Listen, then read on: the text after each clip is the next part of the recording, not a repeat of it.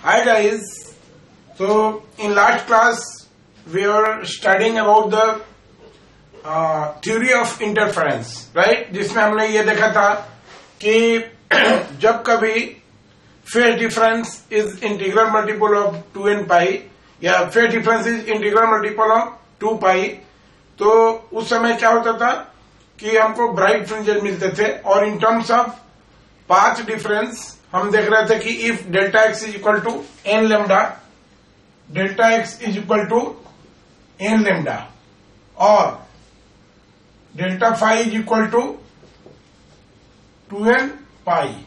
ठीक है, in both the cases what we देखते थे कि इंटरफेरेंस मैक्सिमा होता है,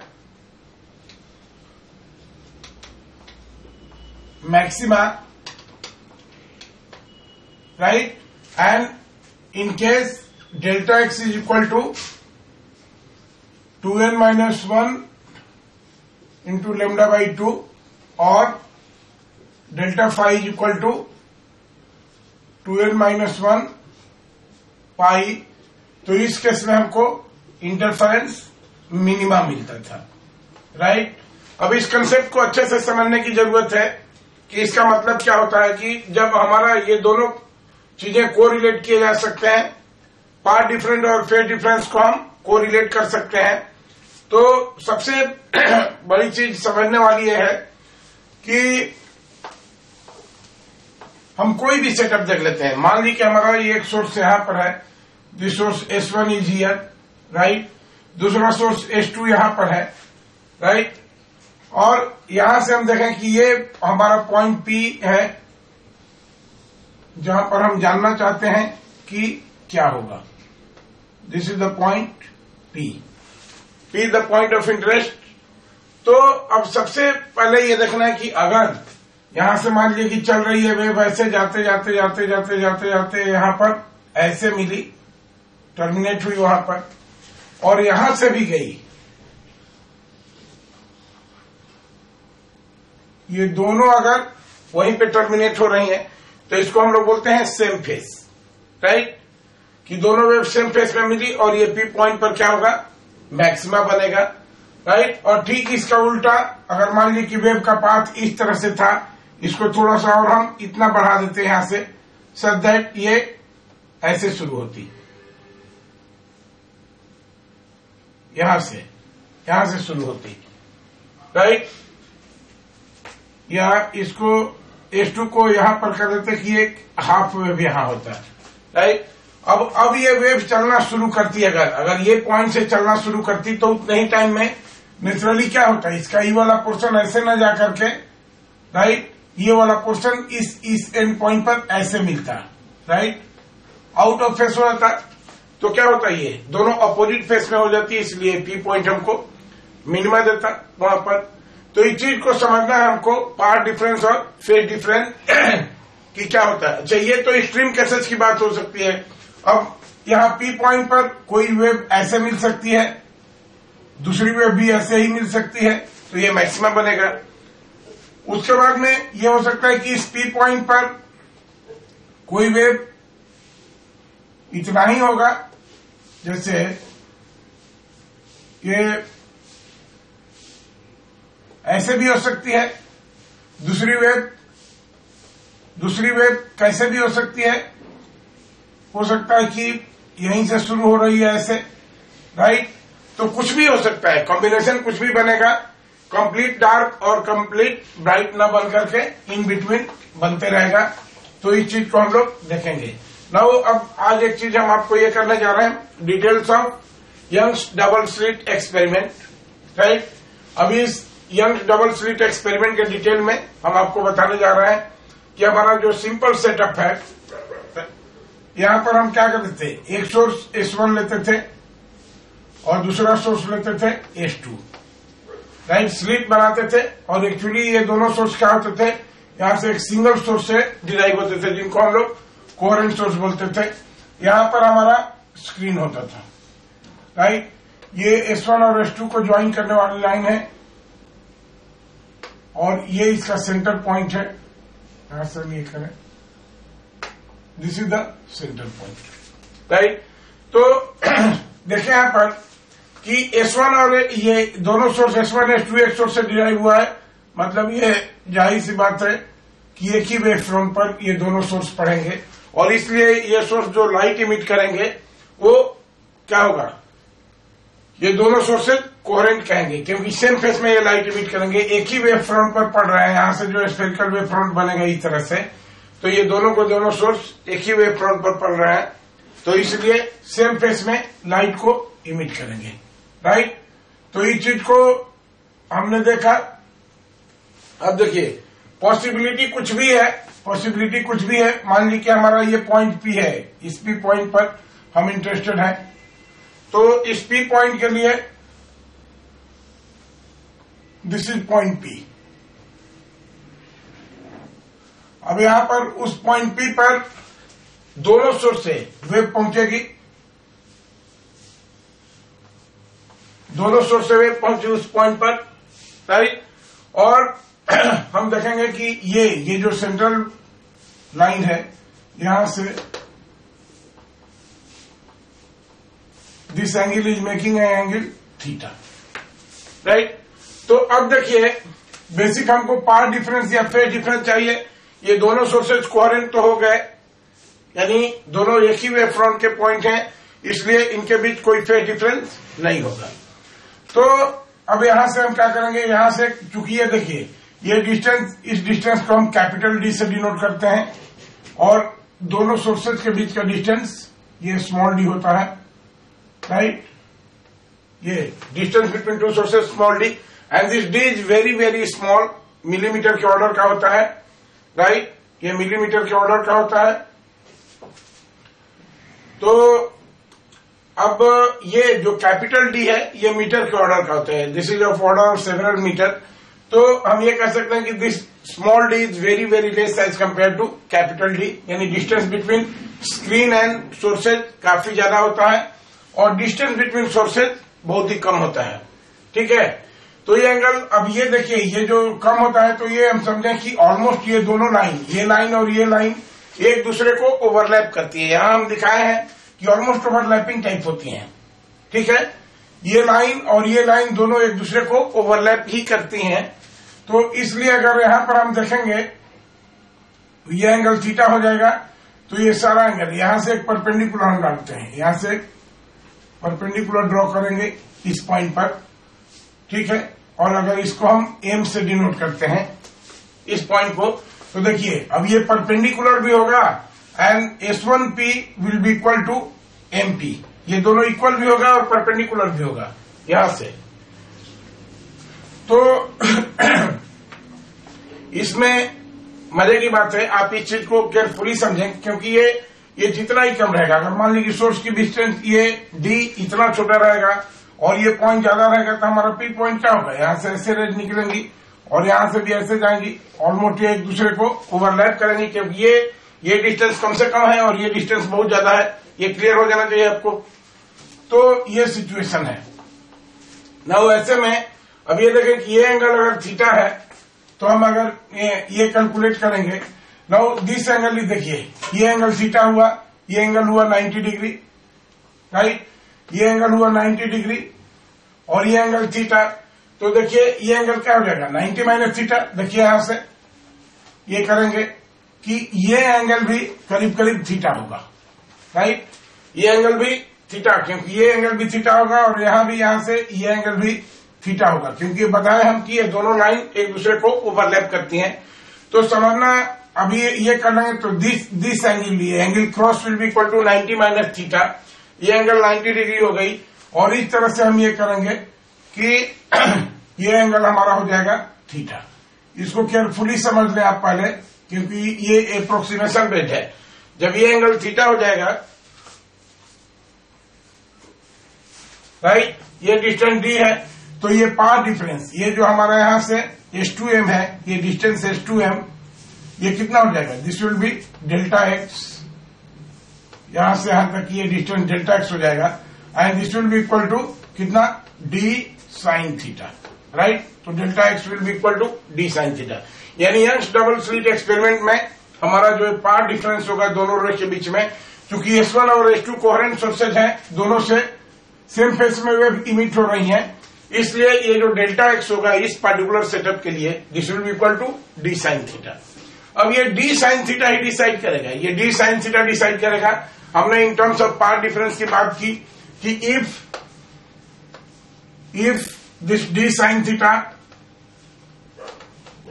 is equal to N lambda, अगर ये वेवलेंथ का इंटीग्रल मल्टीपल होगा तो क्या होगा, यहां पर हमको पी पॉइंट पर ये दोनों वेव सेम फेस में पहुंचेगी और कंस्ट्रक्टिव इंटरफेरेंस होगा, तो यहां पर ये कंडीशन हो जाएगा, this is condition of maxima, this is condition of maxima, right.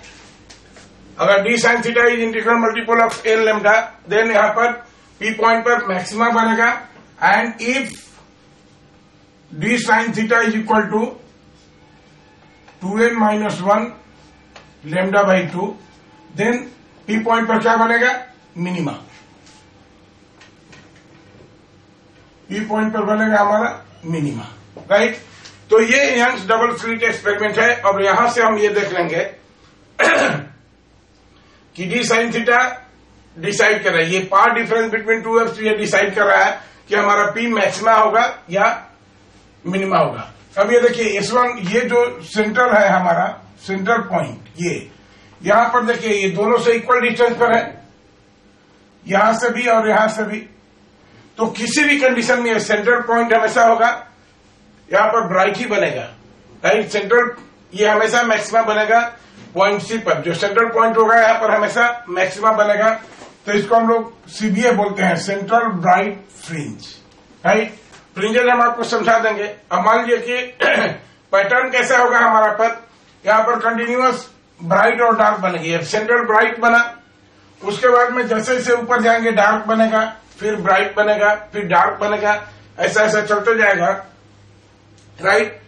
तो हमको स्क्रीन पर अल्टरनेट ब्राइट और डार्क फ्रिंजेस, जैसे ये सेंटर है, ये ब्राइट दिखा तो इसके ऊपर में यहां पर डार्क दिखेगा, फिर ये ब्राइट दिखेगा, फिर ये डार्क। अब यहां पर इसको डी से डिनोट करते हैं ब्राइट को, ये फर्स्ट ब्राइट हुआ, ये फर्स्ट डार्क हुआ, फिर ये ब्राइट के बीच में डार्क दिखेगा, राइट, फिर ये सेकेंड ब्राइट होगा, फिर ये डार्क दिखेगा, फिर ये फोर्थ ब्राइट होगा, थर्ड ब्राइट होगा। इस तरह से हमारा ऊपर में पैटर्न बनेगा। मतलब अगर हम ये देखें तो हमारा ये जो सेंट्रल हमारा ब्राइट फ्रिंज है, ये सेंट्रल ब्राइट फ्रिंज है, तो इसके ऊपर में डार्क बनेगा इस तरह से, फिर ये bright,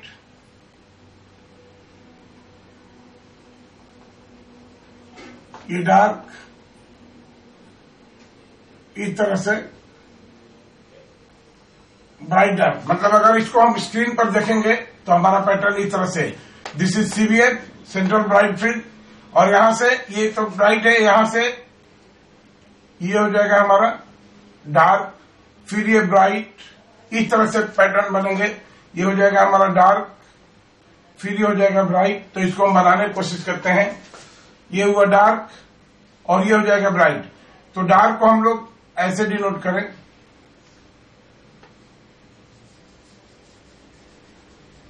this is dark, right. अब ये ब्राइट है, फिर यहां से ये ब्राइट हुआ, फिर यहां से बनेगा डार्क,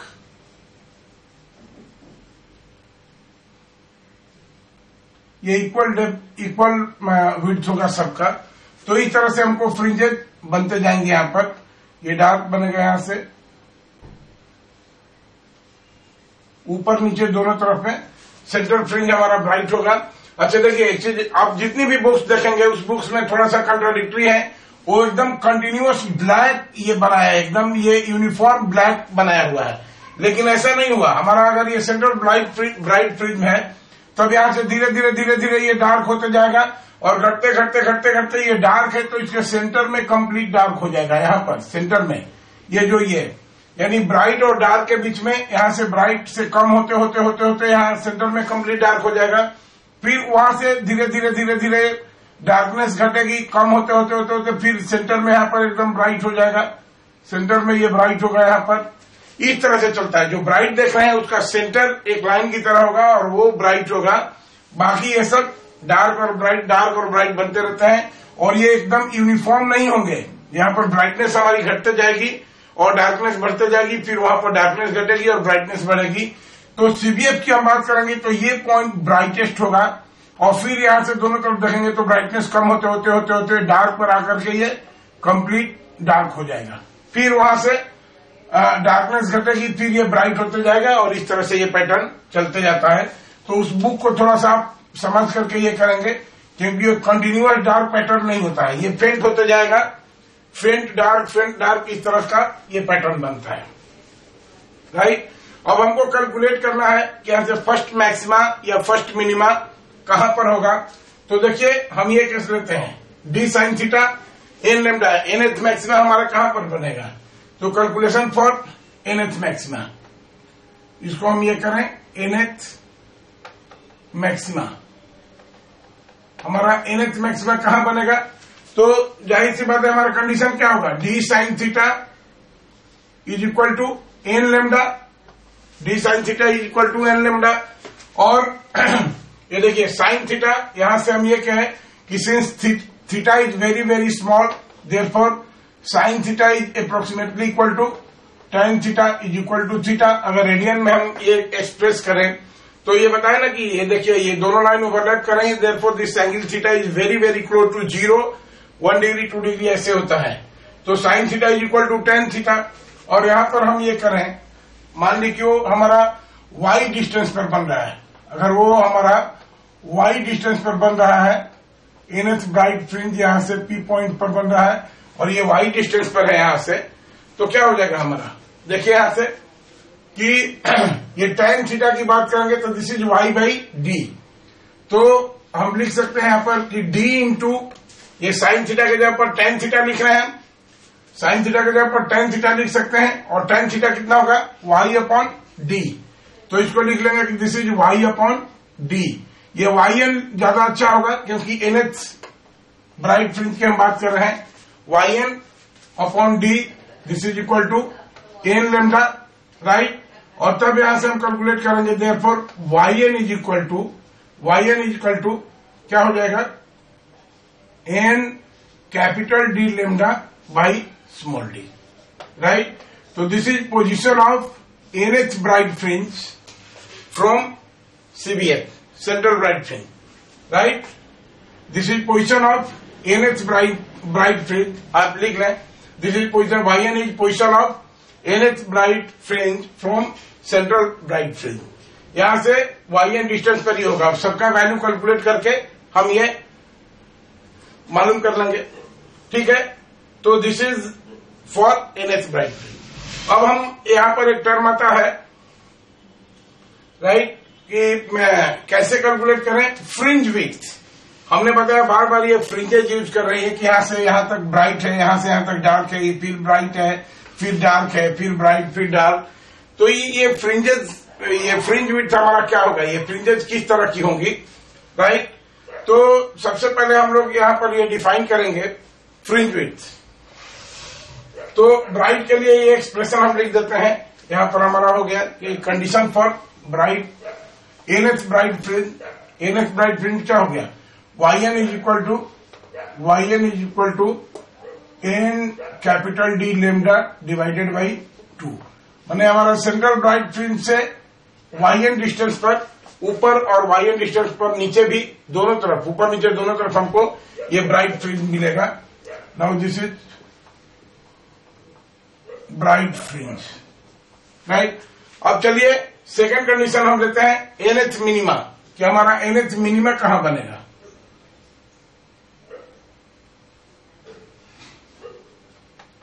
nth मिनिमा। राइट। तो nth मिनिमा के लिए क्या है, ये पार्ट डिफरेंस किसके इक्वल होना चाहिए, ये शुड बी इक्वल टू, ये पार्ट डिफरेंस किसके इक्वल होना चाहिए, 2n माइनस 1 लेमडा बाई 2। तो this will be equal to 2n minus 1 into lambda by 2। Right. और यहां पर ये हम कर देंगे, दिस इज, अब फिर वही रहेगा, साइन थीटा को yn बाई डी लिखेंगे and this is equal to 2n minus 1 lambda by 2। तो अब ये देखिए यहां पर हम क्या करेंगे, तो nth डार्क फ्रिंज के लिए एक्सप्रेशन होगा yn इज इक्वल टू क्या हो जाएगा, फिर देखिए ये 2n माइनस 1 राइट, और ये देखिए capital D lambda by 2d right. This is expression for nth dark fringe कि सेंट्रल CBF से, सेंट्रल ब्राइट फ्रिंज से हमारी nth डार्क फ्रिंज कितनी दूर पर बनेगी राइट। अब इसमें टर्म आएगा, हम बार बार आपको बोल रहे हैं कि ये फ्रिंजेज हैं, सेंट्रल में हमारा ब्राइट फ्रिंज बनेगा, उसके बाद में ये dark bright dark bright dark, तो एक टर्म आता है कि ये फ्रिंजेज जो आप पैटर्न देख रहे हैं डार्क और ब्राइट, ये फ्रिंजेस की विड्थ क्या होगी, ठीक है। तो इसी पर एक टर्म आता है फ्रिंज विड्थ राइट। अब लिखिए फ्रिंज विड्थ, हेडिंग डालिए fringe width, fringe width and it is denoted by beta, beta से डिनोट करते हैं फ्रिंज विड्थ। अब देखिए यहां पर पहले एक पैटर्न बना देते हैं हम, जैसे सपोज ये पैटर्न हमारा इस तरह से बनता है,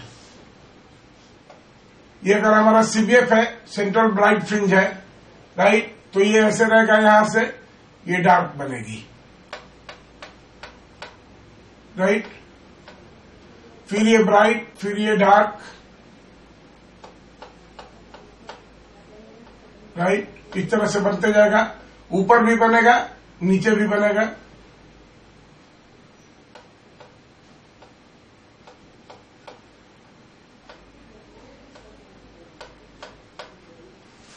सेंट्रल ब्राइट फ्रिंज से डार्क और ब्राइट ये कंजिक्यूटिव एक बार डार्क ब्राइट बनते जाएगा। तो देखिए फ्रिंज विड्थ को हम डिफाइन करते हैं, इट इज लिखे it is the distance between two consecutive maxima और minima. Fringe width beta, it is the distance between two consecutive maxima और मिनिमा राइट। चाहे आप कोई भी ले लेंगे, जैसे देखिए ये सेंट्रल ब्राइट फ्रिंज है और यहां पर ये मैक्सिमा हमारा आ रहा है, दिस इज द मैक्सिमा। तो सेंटर टू सेंटर, ये जो ब्राइट का सेंटर और ये दूसरे ब्राइट का सेंटर, ये जो होगा इसको हम लोग बोलेंगे this is fringe width right. तो फ्रिंज विड्थ क्या है, it is distance between two consecutive maxima, और एट द सेम टाइम इसको हम ये कह सकते हैं, अगर मान लीजिए ये इस डार्क का ये सेंटर है, सपोज दिस इज द, ये डार्क का सेंटर है और इस डार्क का ये सेंटर है, तो ये भी हो जाएगा ये, this will B beta fringe width. It is fringe width is nothing but distance between two consecutive maxima और टू कंजिक्यूटिव मिनिमा राइट। तो चलिए अब यहां से हम फ्रिंज विड्थ कैलकुलेट करेंगे, कैसे हो जाएगा। अगर मतलब क्या करें कि अगर nth ये से, अगर nth में ब्राइट फ्रिंज से हम फिर n-1th ब्राइट फ्रिंज कैलकुलेट कर दें तो हमारा क्या हो जाएगा, यानी बीटा ये हो जाएगा, this beta will be equal to position of nth bright fringe, देखिए yn है, और minus position of n-1th bright fringe right.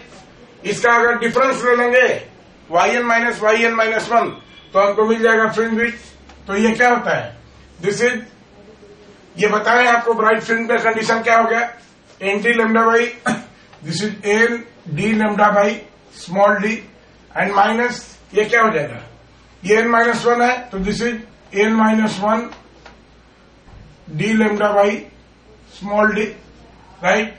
अब यहां से देखिए nd lambda by small d common ले लिया हम लोग, ये d lambda by small d common ले लिए, d lambda by small d, तो यहां पर क्या बच जाएगा, देखिए यहां पर बचेगा n और यहां पर हो जाएगा माइनस n, और ये क्या हो जाएगा माइनस माइनस प्लस, तो दिस इज n कैंसिल हो गया 1, तो कितना आ गया हमारा, दिस इंप्लाइज कि beta is equal to D lambda divided by small D.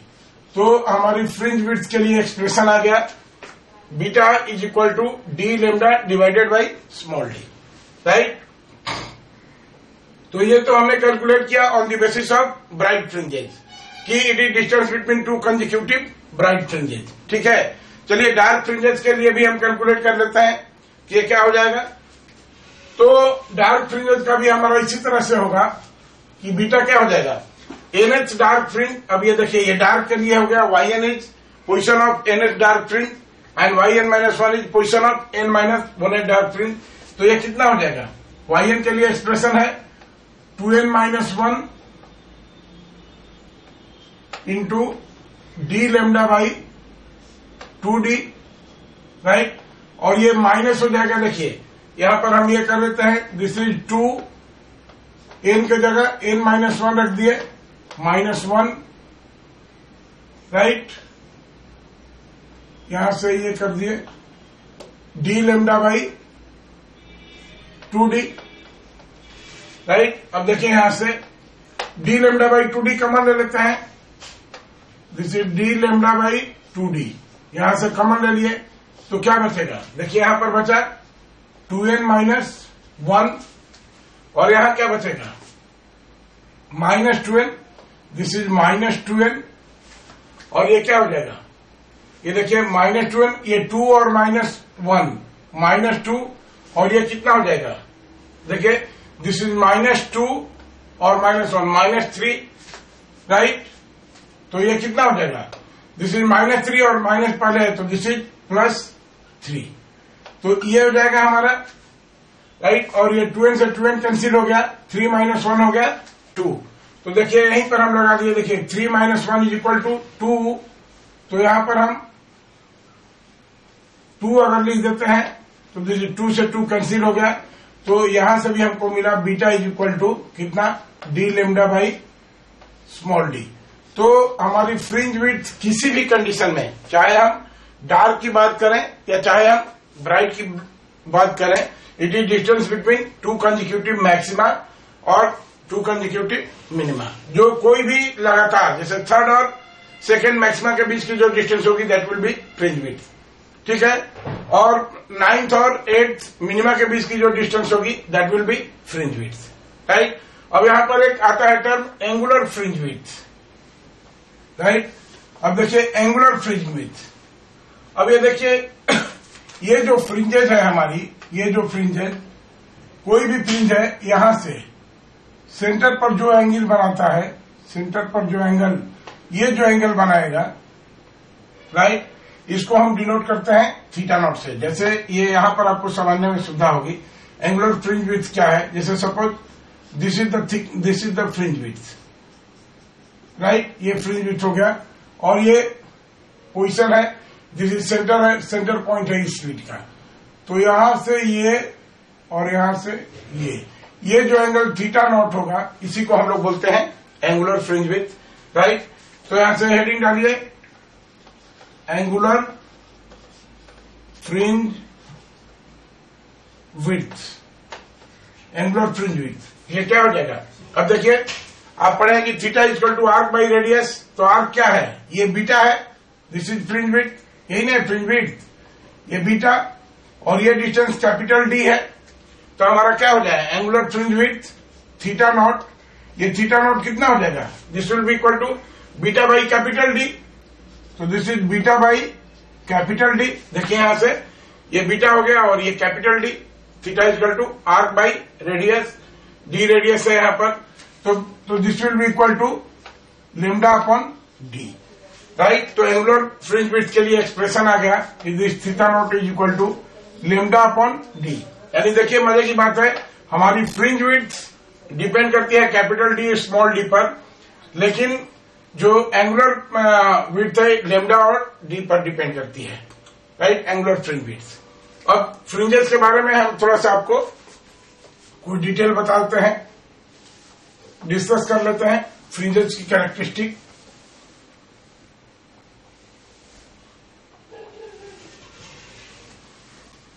Right, तो सबसे पहले हमारा फ्रिंज विड्थ के लिए क्या एक्सप्रेशन आया beta is equal to D capital D lambda by small D, right, capital D lambda by small D.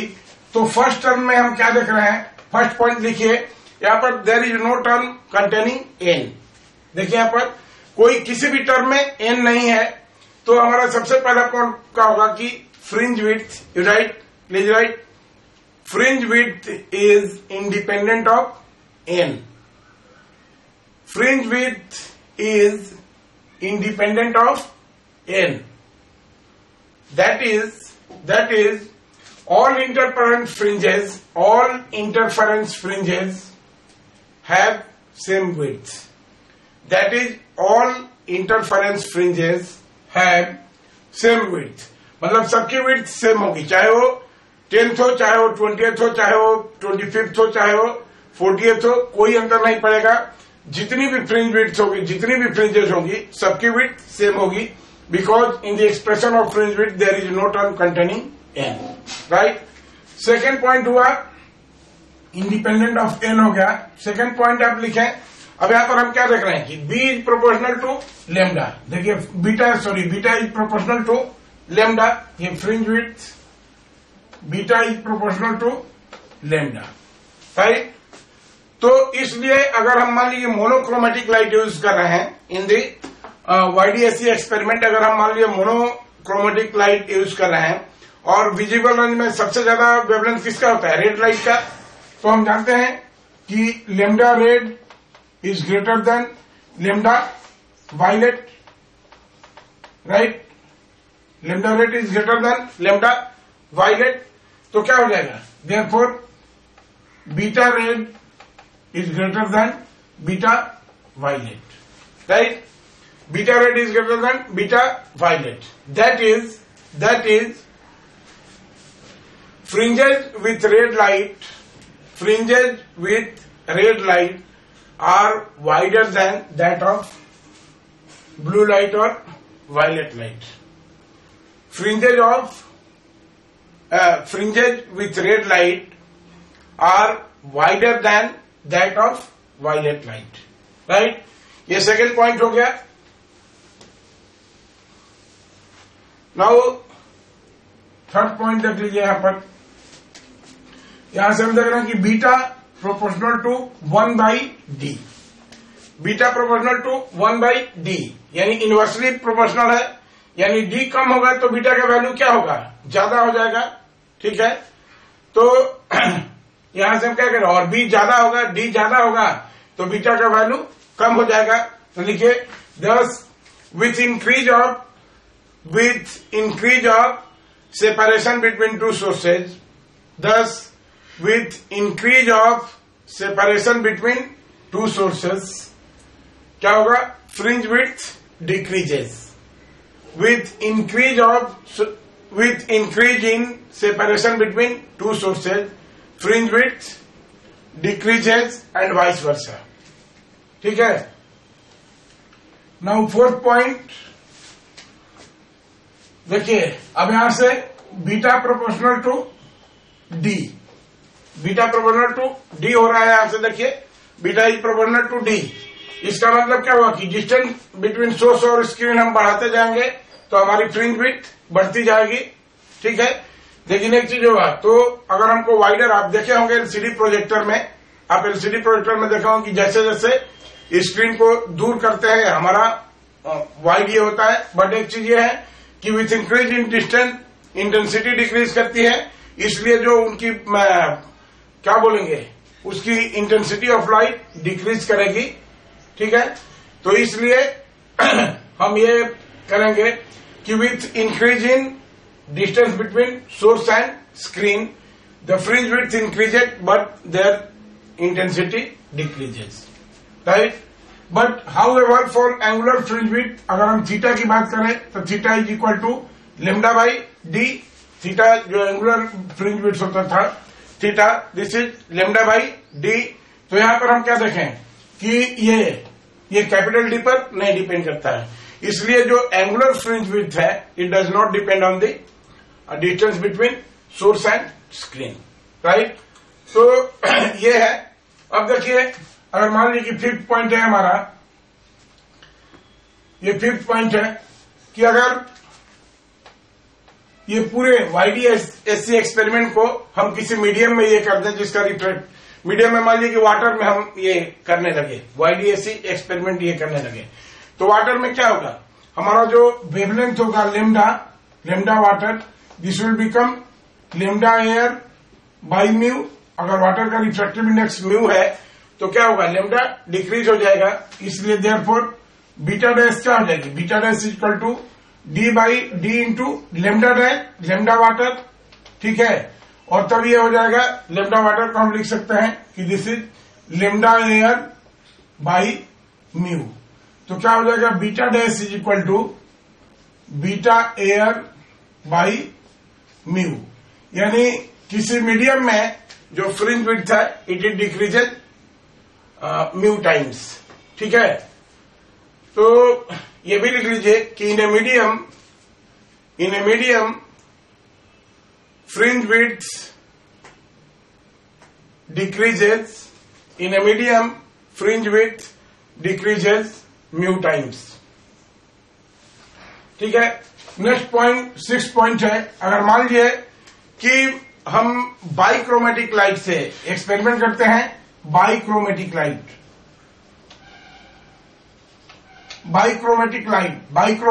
क्या होती है, ऐसी लाइट जिसमें दो wavelength, monochromatic light of single wavelength, bichromatic light of क्या हो जाएगा, 2 wavelength, white light is polychromatic light, right. तो अगर ऐसे केस में लिखिए कि if the interference experiment is repeated, if the interference experiment is repeated with bichromatic light,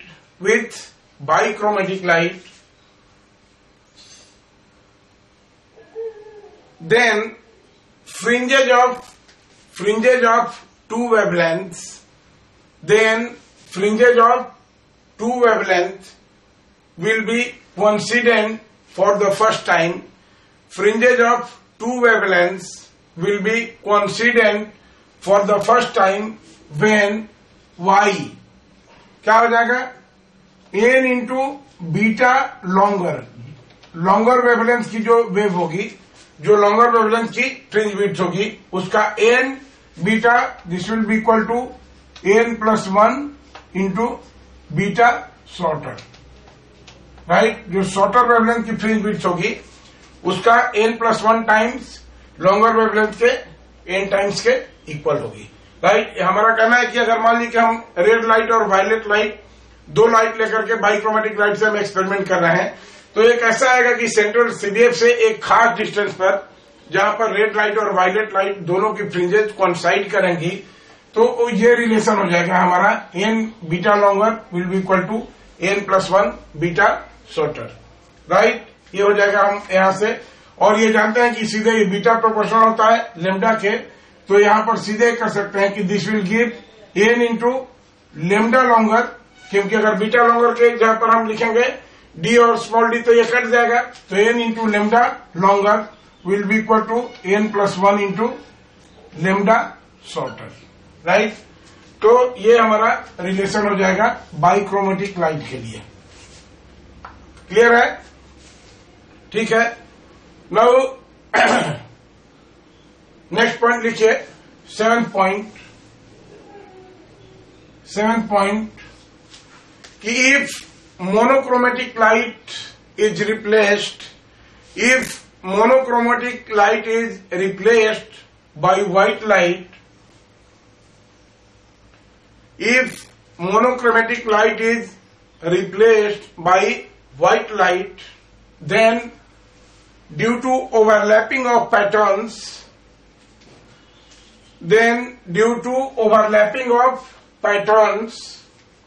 the central band CBF central band will be white, central band या principal maxima, इसको हम लोग CBF कहें, this CBF will be white with red edges, the central band will be white with red edges, ये red edges, ये central band होगा, ये white colour का होगा ऐसे, और इसके एजेस पर ये रेड कलर होंगे, और इन बिटवीन इस इंटरमीडिएट कलर होंगे। ठीक है, we get few colour band, और on the other side of it we get few colour band. तो ये है हमारा फ्रिंजेस के बारे में, राइट। तो ये डबल स्लिट YDSC बहुत इंपॉर्टेंट है फॉर IIT और any other competitive examination, even medical के लिए भी। तो इस कंसेप्ट को हम लोग अच्छे से समझ लेंगे और आगे कंटिन्यू करेंगे। Now come to next topic, coherent sources. बार बार हम यूज कर रहे हैं।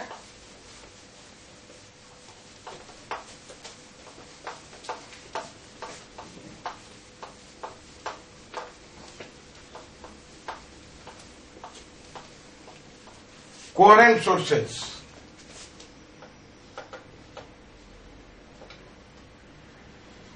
Coherent sources. जैसे बार बार हम ये सेटअप में ये कर रहे हैं कि ये S1 और ये S2 दोनों कोहेरेंट सोर्सेज होना चाहिए। ये स्क्रीन पर यहां जाते हैं तभी हमको ये जो फ्रिंजेस हैं ये विजिबल होंगी, अदरवाइज सर्टेन इंटरफ्रेंस नहीं मिल जाएगा।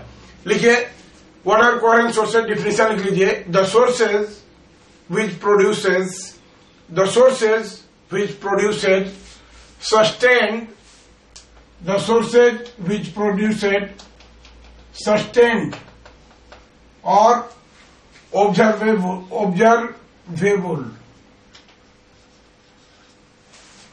the sources which produces sustained or observable interference is called coherent sources, right? अब ये देखिए, हमने आपको इंटेंसिटी के लिए क्या एक्सप्रेशन बताया था। इंटेंसिटी के लिए एक्सप्रेशन था कि I is equal to I1 plus I2 plus 2 under root I1 I2 into cos phi. तो ये सारा चीज डिपेंड करता है कॉस फाई पर, और ये फाई फेज डिफरेंस है। ये हमारा कंडीशन होना चाहिए कि this phi phase difference does not vary with time, does not vary with time. हमारा ये जो कॉस फाई है इंटेंसिटी डिसाइड करने में, ये phase difference it should not vary with time, time के साथ ये वेरी नहीं करना चाहिए, तभी हमको सस्टेन्ड और इंटरफेरेंस ऑब्जर्वेबल इंटरफेरेंस होगा। यानी हमको फ्रिंजेस दिखेगी क्लियरली, अदरवाइज नहीं दिखेगी। क्योंकि ये पॉइंट अगर मान लीजिए कि ये सस्टेन्ड नहीं होगी, रुकी नहीं होगी, तो ये पॉइंट पर अभी मैक्सिमा है, अभी मिनिमा हो जाएगा, फिर अभी थोड़ी देर में इन बिटवीन हो जाएगा, फिर मैक्सिमा मिनिमा इन बिटवीन, ये चलते रहेगा और फ्रिंजेज हमारी रेंगते रहेंगी, चलते रहेंगी, इसलिए हमको विजिबल नहीं होंगी फ्रिंजेज। ठीक है, तो इसके लिए हम लोग कोहेरेंट सोर्सेज यूज करते हैं, जो ऑब्वियसली। अब देखिए कोहेरेंट सोर्सेज कैसे डिराइव होते हैं, राइट। तो हमने ये बताया कि कोहेरेंट सोर्सेज के लिए मेन कंडीशन क्या होना चाहिए कि इनका जो फेज डिफरेंस है ये कांस्टेंट रहना चाहिए टाइम के साथ में, मतलब वैरी नहीं करना चाहिए। तो जैसे मान लीजिए हमने लिया Y1 is equal to A sine कोई भी मूविंग का ω1t माइनस K1x1 प्लस φ1। मान लीजिए कि इनिशियल फेस है, ये देखिए जानते हैं कि आप ये प्रोग्रेसिव वेव का इक्वेशन है, and φ1 is initial phase, right. और सेकेंड वेव हम ले रहे हैं जिसका डिस्प्लेसमेंट है P पॉइंट पर, ये एम्पलीट्यूड A1 का होता है, and this is A2 sine ω2t minus K2x2 plus initial phase इसका है φ2। हमने ये दो वेव लेकर के चला, दो वेव। तो फेस हम किसको बोलते हैं, ये जो आर्गुमेंट ऑफ साइन होता है, साइन के ये ब्रैकेट में जो देख रहे हैं इसी को ना फेस बोलते हैं, राइट। तो ये फेस कांस्टेंट होना चाहिए टाइम के साथ, इसलिए हम क्या करेंगे, हमारा जो फेस होगा फाई, ये क्या हो जाएगा, ये दोनों का डिफरेंस हो जाएगा, ये आर्गुमेंट ऑफ साइन इतना माइनस इतना, ये जो फेस है ये इसी का डिफरेंस हो जाएगा। तो अगर हम 1 माइनस 2 करेंगे फेस में लेके, φ1 माइनस φ2, दिस इज φ1 माइनस φ2, तो ये φ1 माइनस φ2 तो इनिशियल फेस डिफरेंस हो जाएगा केवल। आर्गुमेंट ऑफ साइन का अगर डिफरेंस लेंगे इस पार्ट का जो टोटल फेस है, तो ये कितना हो जाएगा, देखिए यहां से t अगर कॉमन लेते हैं तो ω माइनस ω2 इंटू टी, राइट। और यहां से हम ये लेंगे तो इसको माइनस करेंगे तो ये प्लस हो जाएगा, तो क्या हो जाएगा plus k2x2 minus k1x1, right. और ये क्या हो जाएगा plus phi1 minus phi2, right. ये phi1 माइनस phi2 हो गया, बीच में ये प्लस साइन है हर जगह। तो ये हो गया हमारा नाउ दिस। अब ये है कि ये फेस कांस्टेंट होना चाहिए।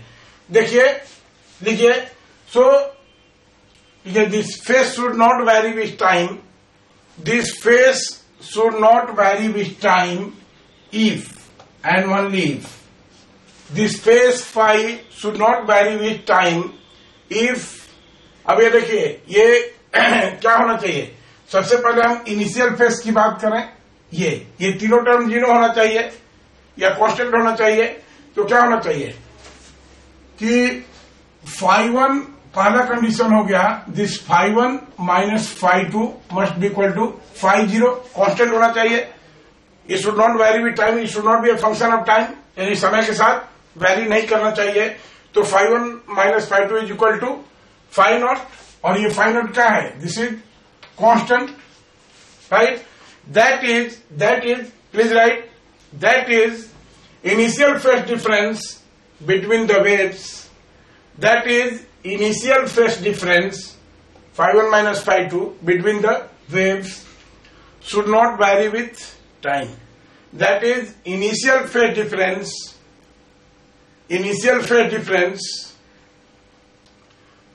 between the waves should not vary with time. Now second condition हम लगाएं। सेकेंड कंडीशन ये देखिए, ओमेगा 1 ये 0 होना चाहिए। तो यहां से कंडीशन क्या आ जाएगा, जब ये 0 हो जाएगा तो हमारा क्या आ जाएगा, omega 1 minus omega 2 into 2 is equal to 0, that is omega 1 minus omega 2 is equal to 0, और तब आ जाएगा omega 1 is equal to omega 2, right. और इसको हम एक लाइन लिख सकते हैं कि this is 2 pi f1 must be equal to 2 pi f2, और ये 2 पाई कैंसिल हो गया, तो this gives f1 is equal to f2, right. f1 is equal to f2, ठीक है। और यहां से देखिए f1 is equal to f2, यानी both the waves will have same frequency. Second point लिखिए, आप सेकंड पॉइंट लिखिए, both the waves should have same frequency, both the wave should have same frequency, right। Second condition हो गया। अब सी पर हम चलें। अब हम जानते हैं कि क्या होता है, v is equal to nu into lambda, nu तो कांस्टेंट है, राइट। तो अब ये देखिए, अब यहां से अब वेलोसिटी भी कांस्टेंट है, तो लेमडा भी, जब ये न्यू इंटू लेमडा ही हो जाएगा तो ये f4 न्यू को यहाँ एफ इंटू लेमडा कर देते हैं, कंफ्यूजन हो जाएगा। This F into lambda frequency into wavelength, ठीक है। तो जब f1 बराबर f2 हो जाएगा, f1 is equal to f2 हो जाएगा, तो ये हम करेंगे lambda 1 and this is equal to f2 lambda 2। Now ये v कांस्टेंट है उस पर्टिकुलर मीडियम के लिए, तो क्या हो जाएगा, f1 lambda 1 must be equal to f2 lambda 2। f1 is equal to f2 ये गिवन है, इसलिए क्या हो जाएगा, lambda 1 must be equal to lambda 2। तो lambda 1 must be equal to lambda 2। Third condition होना चाहिए कि wavelength of both the wave should be same, wavelength of both the waves should B